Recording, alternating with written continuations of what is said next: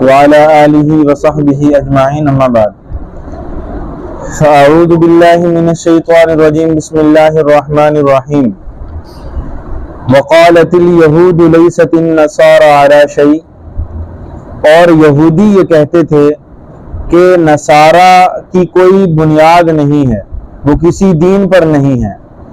وقالت النصارى ليست اليهود على شيء اور نصارہ یہ کہتے تھے کہ یہود کی دین کی کوئی بنیاد نہیں ہے، وہ کسی مذہب پر نہیں ہے۔ وہم یتلون الکتاب اور وہ دونوں اہل کتاب تھے، کتاب پڑھا کرتے تھے۔ کذالک قال الذین لا یعلمون مثل قولہم اسی طرح وہ لوگ جن کے پاس کوئی علم نہیں تھا وہ بھی یہی بات کہتے تھے، انہی جیسی بات کہتے تھے۔ فاللہ یحکم بینہم یوم القیامہ پس اللہ تعالیٰ ان کے درمیان قیامت کے دن فیصلہ فرمائیں گے، فیما کانوا فیہ یختلفون ان چیزوں میں جن میں یہ آپس میں اختلاف کرتے ہیں۔ ومن اظلم ممن منع مساجد اللہ اور اس سے بڑا ظالم کون ہو سکتا ہے جو لوگوں کو منع کرے اللہ کی مساجد سے، ان یذکر فیہا اسمہ کہ وہ لوگ مسجد میں آ کر اللہ کے نام کا ذکر کریں، اللہ کا نام بلند کریں۔ وسعی فی خرابیہا اور مساجد کے امن کو برباد کرنے کی کوشش کریں، امن کو خراب کرنے کی کوشش کریں۔ اولئک یہی وہ لوگ ہیں ما کان لہم ان یدخلوها الا خائفین ان کو یہ حق نہیں پہنچتا کہ یہ ان مساجد میں داخل ہوں مگر اللہ سے ڈرتے ہوئے، الا خائفین مگر خوف کرتے ہوئے، ڈرتے ہوئے۔ لہم فی الدنیا خزی یہی وہ لوگ ہیں جن کے لیے دنیا کے اندر رسوائی ہے، ولہم فی الآخرۃ عذاب عظیم اور انہی کو آخرت میں بہت بڑا عذاب ہوگا۔ وللہ المشرق والمغرب مشرق اور مغرب سب اللہ کا ہے۔ فأینما تولوا فثم وجہ اللہ پس تم جس طرف بھی رخ کرو گے اللہ کو پالو گے۔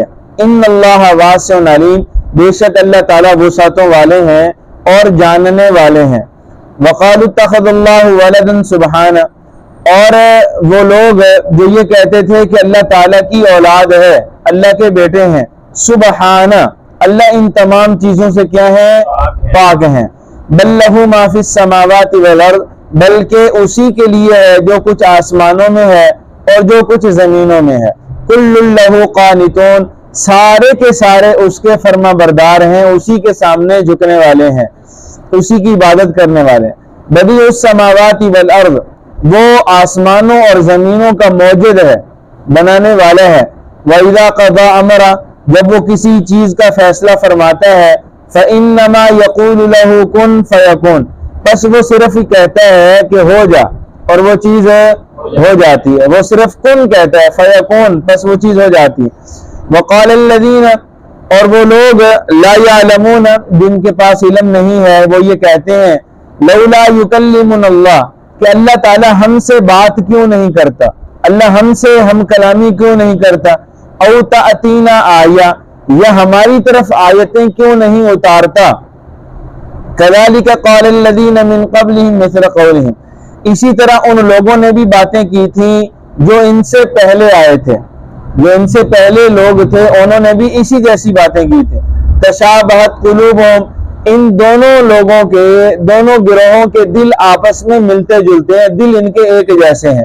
قد بینا الآیات تحقیق اللہ نے اپنی آیتوں کو کھول کر بیان کر دیا، لقوم یوقنون اس قوم کے لیے جو یقین رکھنے والی ہے۔ انا ارسلناک بالحق بشیرا ونذیرا ہم نے آپ کو نازل کیا ہے یا ہم نے آپ کو بھیجا ہے بالحق کی حق کے ساتھ۔ یہ رسول اللہ صلی اللہ علیہ وسلم سے یہاں سے خطاب ہے کہ اے پیغمبر ہم نے آپ کو حق دے کر نازل کیا ہے، بشیرا ونذیرا آپ خوشخبری سنانے والے ہیں اور ڈرانے والے ہیں۔ ولا تسأل عن اصحاب الجحیم اور آپ سے جہنم والوں کے بارے میں سوال نہیں کیا جائے گا۔ ولن ترضى عنك اليهود اور آپ سے ولن ترضى عنك اليهود ولا النصارى یہودی اور نصرانی آپ سے کبھی بھی راضی نہیں ہوں گے. یہود و نصارہ آپ سے کبھی بھی راضی نہیں ہوں گے. حتیٰ تتبع ملتہم، یہاں تک کہ آپ ان کے دین کی پیروی کرنے لگیں. یہاں تک کہ آپ ان کے دین کی پیروی کرنے لگ جائیں. قل، اے پیغمبر آپ کہہ دیجئے، ان ھدی اللہ ھو الھدی، کہ حقیقی ہدایت تو وہی ہے جو اللہ کی ہدایت ہے. وَلَئِنِ اتَّبَعْتَ أَهْوَاءَهُمْ بَعْدَ الَّذِي جَاءَكَ مِنَ الْعِلْمِ، اور آپ کے پاس وحی کے ذریعے جو علم آیا ہے، اگر آپ نے اس کے بعد ان لوگوں کی خواہشات کی پیروی کر لی، مَا لَكَ مِنَ اللَّهِ مِنْ وَلِيٍّ وَلَا نَصِيرٍ، تو آپ کو بھی اللہ سے بچانے کے لیے کوئی حمایتی اور مددگار نہیں ملے گا. یہ حضور کو خطاب کر کے فرمایا جا رہا ہے کہ اگر وَلَئِنِ اتَّبَعْتَ، آپ نے پیروی کر لی، أَهْوَاءَهُمْ ان کی خواہشات کی، بعد الذی، بعد اس کے، جاءک من العلم، کہ آپ کے پاس علم آ چکا ہے، آپ کے پاس وحی آ چکی ہے، قرآن کی صورت میں علم پہنچ چکا ہے. مَا لَكَ مِنَ اللَّهِ مِنْ وَلِيٍّ وَلَا نَصِيرٍ، تو آپ بھی اپنے لیے اللہ کے علاوہ کوئی مددگار، کوئی حمایتی نہیں پائیں گے. الذین آتیناہم الکتاب، وہ لوگ جن کو ہم نے کتاب دی ہے، یتلونہ حق تلاوتہ، اور وہ اس کی تلاوت کا حق ادا کرتے ہیں. اولئک یؤمنون بہ، یہی وہ لوگ ہیں جو اس پر ایمان رکھنے والے ہیں. ومن یکفر بہ، اور جو ان آیات کا، اس کتاب کا انکار کرتے ہیں، کفر کرتے ہیں، فاولئک هم الخاسرون، یہی وہ لوگ ہیں جو خسارے میں ہیں، گھاٹے میں ہیں.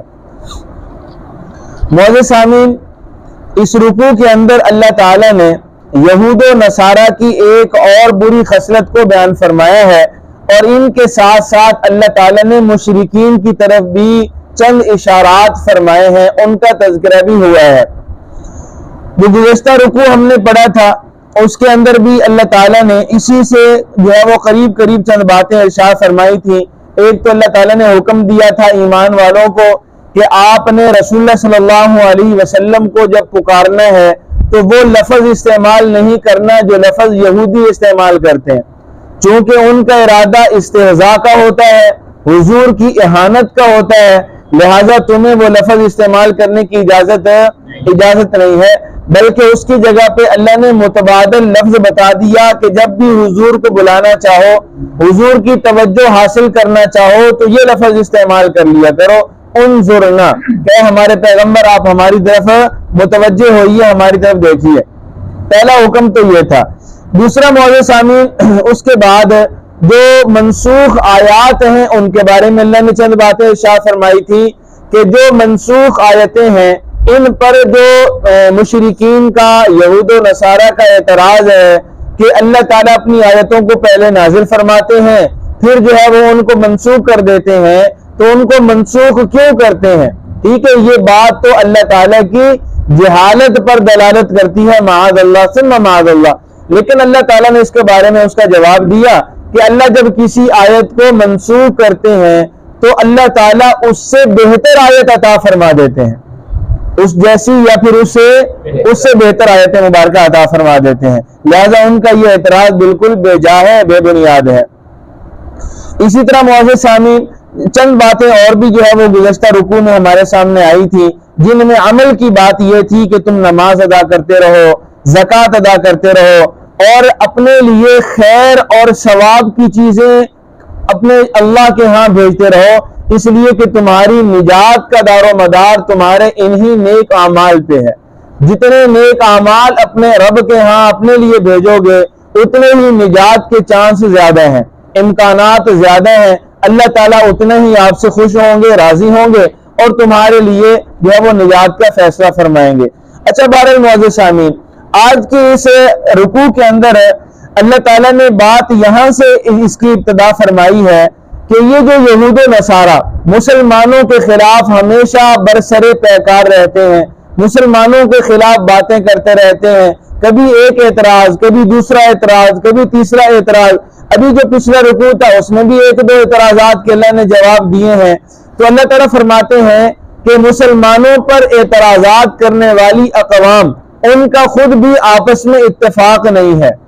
جس طرح وہ مسلمانوں کی تکفیر کرتے ہیں، مسلمانوں کو یہ کہتے ہیں کہ تم حق راستے پر نہیں ہو، وہ ایک دوسرے کے بارے میں بھی یہی بات کہتے ہیں. یعنی یہودی یہ عیسائیوں کے بارے میں کہتے ہیں کہ یہ صحیح مذہب پر نہیں ہے، عیسائی یہودیوں کے بارے میں کہتے ہیں کہ یہ صحیح مذہب پر نہیں ہے، اور اسی طرح مشرکین مکہ وہ ان سب کے بارے میں کہتے ہیں کہ حق پر تو ہم ہیں، یہ سب جو ہے وہ صحیح مذہب پر نہیں ہے، ان کا جو راستہ ہے وہ درست نہیں ہے. ٹھیک ہے جی. اچھا معزز سامعین، یاد رکھیے کہ یہودیت یہ تو حضرت موسیٰ علیہ السلام کے پیروکاروں کا نام ہے، عیسائیت یہ حضرت عیسیٰ علیہ السلام کے ماننے والوں کا نام ہے. تیسرا ایک مذہب جن کے پاس کوئی پیغام نہیں تھا، کوئی کتاب نہیں تھی، کسی نبی کی تعلیمات مستند طور پہ موجود نہیں تھی، وہ مشرکین مکہ تھے. وہ کون تھے؟ آپ یہ اس کا اندازہ لگا لیجئے کہ سیدنا ابراہیم علیہ السلام اور سیدنا اسماعیل علیہ السلام کی بعثت کے بعد مکہ المکرمہ اور اس خطے پر کوئی پیغمبر نہیں آیا، یہاں تک کہ رسول اللہ صلی اللہ علیہ وسلم کی بعثت ہوئی، اور یہ 2000 سال کا عرصہ بنتا ہے. قریب کتنا عرصہ بنتا ہے؟ 2000 سالوں میں کوئی پیغمبر یہاں پہ نہیں آیا. اور روایات میں ہے، سیر کی کتابوں میں ہے کہ جو پہلے 1500 سال ہے، 1500 سال تک تو یہ ملت ابراہیمی اور دین ابراہیمی پر کاربند رہے، قائم رہے، لیکن اس کے بعد یہ بت پرستی کا شکار ہو گئے، لہو و لعب کا شکار ہو گئے، جہالت کا شکار ہو گئے، اور صراط مستقیم سے ہٹ کر یہ گمراہیوں کا شکار ہو گئے. جب رسول اللہ صلی اللہ علیہ وسلم کی بعثت ہوئی تو اس وقت یہ کسی مذہب کے پیروکار نہیں تھے، کسی مذہب پر عمل کرنے والے نہیں تھے. تو اس لیے معزز سامعین، اب اللہ تعالیٰ نے ایک تو منظر کشی کی ہے، اور دوسرا ان کے جملوں کو اللہ تعالیٰ نے یہاں پہ بیان کیا ہے کہ یہ خود ایک دوسرے کے بارے میں کیا رویہ رکھتے ہیں، کیا رائے رکھتے ہیں. اب ذرا دیکھیے پہلی آیت مبارکہ. فرمایا وقالت الیہود، یہودی یہ کہتے تھے، لیست النصارى علی شیء، کہ نصرانیوں کا کوئی مذہب نہیں ہے. نصرانی سے مراد عیسائی، کہ عیسائیوں کا کوئی مذہب ہے، کوئی مذہب نہیں ہے. وقالت النصارى، اور اسی طرح جو نصرانی ہیں وہ یہ کہتے تھے، لیست الیہود علی شیء، کہ یہودیوں کا کوئی مذہب نہیں ہے. یعنی یہودی عیسائیوں کے بارے میں کہہ رہے ہیں، اور عیسائی کن کے بارے میں کہہ رہے ہیں؟ یہودیوں کے بارے میں کہہ رہے ہیں. اور فرمایا وہم یتلون الکتاب، دونوں کے پاس اللہ کی کتاب ہے. یہودیوں کے پاس تورات تھی اور عیسائیوں کے پاس انجیل تھی، لیکن اس کے باوجود ایک دوسرے کی تکفیر کیا کرتے تھے، ایک دوسرے کے مذہب کو باطل مذہب کہا کرتے تھے، حق ماننے کے لیے تیار نہیں تھے. فرمایا کذالک، اسی طرح قال الذین، ان لوگوں نے بھی کہا، لا یعلمون، جن کے پاس سرے سے کوئی علم ہی نہیں. اس سے مراد مشرکین مکہ ہے، یعنی جن کے پاس نہ تو کوئی کتاب تھی، نہ ان کے پاس کسی پیغمبر کا کوئی پیغام تھا، نہ کوئی رشت ہدایت کا اور منبع اور ذریعہ تھا اور کوئی وسیلہ تھا. سرے سے جاہل اجڑ قسم کے لوگ تھے، لیکن اس کے باوجود یہ بھی ان دونوں مذاہب کی تکفیر کیا کرتے تھے، اور بشمول مسلمانوں کو بھی کہا کرتے تھے کہ یہ بھی کوئی صحیح مذہب ہے، یہ بھی حق مذہب نہیں ہے. اس لیے معزز سامعین، اللہ تعالیٰ نے فرمایا فاللہ یحکم بینہم یوم القیامہ، بس ان کے درمیان اللہ تعالیٰ کل قیامت کے دن فیصلہ فرمائے گا. یہ جو آپس میں اختلافات کر رہے ہیں، ایک مذہب دوسرے مذہب کی بات قبول کرنے کے لیے تیار نہیں، دوسرا پہلے کی بات قبول کرنے کے لیے تیار نہیں، اور تیسرا جس کے پاس کوئی علم نہیں وہ ان دونوں اور تینوں کی، مسلمانوں کی بشمول، وہ تکفیر کر رہا ہے. اللہ فرماتے ہیں کہ یہ جن باتوں میں اختلافات کر رہے ہیں اس کا فیصلہ اللہ کی عدالت میں کل قیامت کے دن ہونے والا ہے. بات سمجھ رہے ہیں؟ اچھا معزز سامعین، یہاں پہ مفسرین نے ایک اور نقطہ بھی لکھا ہے، اور یہ حدیث مبارکہ میں جو ہے وہ موجود بھی ہے. صحابہ نے حضور سے سوال کیا تھا، یا رسول اللہ کل قیامت کے دن جو ہے وہ دوبارہ فیصلے ہوں گے؟ اللہ کے پیغمبر نے فرمایا ہاں، جن چیزوں کے درمیان تمہارا فیصلہ نہیں ہوگا، اختلاف قائم رہے گا، اللہ کی عدالت میں جو ہے وہ ان چیزوں کا فیصلہ ہوگا. اس لیے معزز سامعین، دنیا کے اندر تنازعات کو ختم کرنے کی کوشش کرنی چاہیے. یہ مسئلے مسائل یہیں پہ جو ہے وہ ختم کر لینے چاہیے. اگر ایک کی غلطی ہے دوسرے کو چاہیے کہ جس کی غلطی ہے وہ دوسرے سے معافی مانگ لے. اگر وہ نہیں جھک رہا آپ جھک جائیں, آپ جو ہے وہ رواداری کا معاملہ کریں, آپ اس سے جو ہے وہ کمپرومائز کرنے کی کوشش کریں. بہرحال یہ تنازعات یہیں پہ ختم کرنے کی کوشش کرنی چاہیے. کل قیامت تک ان باتوں کو نہیں لے جانا چاہیے. حضور فرماتے ہیں قیامت کے دن جس کا حساب کتاب شروع ہو جائے گا, اللہ تعالیٰ جس کا محاسبہ شروع فرما دیں گے, اس کی پھر خیر ہے, اس کا بچنا بہت محال ہوگا. اس لیے معزز سامعین, یہ دنیا کی زندگی, اسی کے اندر یہ سارے فیصلے انسان کو کر لینے چاہیے. یہاں پہ ہی ساری باتوں کو ختم کر لینا چاہیے. جب دنیا سے جائیں, ساری دنیا سے ہم راضی ہو کے جائیں. کسی کا کوئی بوجھ سر پہ, کسی کی کوئی ذمہ داری سر پہ, کسی کا کوئی قرض سر پہ نہ ہو. بات سمجھیں. اس لیے فرمایا فاللہ یحکم بینہم یوم القیامۃ فیما کانوا فیہ یختلفون, پس اللہ تعالیٰ ان کے درمیان قیامت کے دن فیصلہ فرمائیں گے ان چیزوں میں جن کے درمیان یہ جن چیزوں کے معاملے میں آپس میں اختلافات کرتے ہیں. آگے فرمایا ومن اظلم ممن منع مساجد اللہ, بھلا اس سے ظالم, اس سے بڑا ظالم کون ہو سکتا ہے جو لوگوں کو مساجد میں اللہ کا ذکر کرنے سے روکتا ہے. جو لوگوں کو مساجد میں اللہ کا ذکر کرنے سے کیا کرتا ہے, روکتا ہے. فرمایا وسعی فی خرابیھا, اور مساجد کے امن کو تہو بالا کرنے کی کوشش کرتا ہے, مساجد کے امن کو خراب کرنے کی کوشش کرتا ہے. اللہ فرماتے ہیں کہ اس سے بڑا کائنات کے اندر کوئی ظالم نہیں ہے.